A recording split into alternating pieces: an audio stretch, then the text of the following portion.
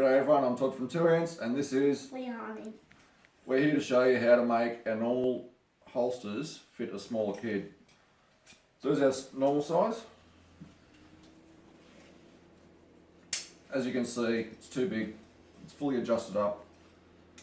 So what we do is, I'm just going to show you with a needle and thread, because a lot of people won't have a sewing machine, but if you have a sewing machine, much easier. One I've prepared earlier. So all we've done, coming close. So on the elastic here, all we've done is just sew on a piece to make it shorter. What this allows you to do is when they're older, we can just cut that thread and it makes it back, converts it back to a full size holster. So needle and thread, sew it. I've done a quick hack and I'll put it on Leonie here. Okay, you put that on.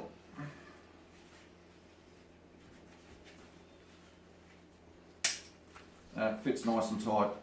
So I've done all three straps. I've done this elastic strap, and I've also done the shoulder strap here. It just makes it nice and tight. And there you have it. So happy holstering.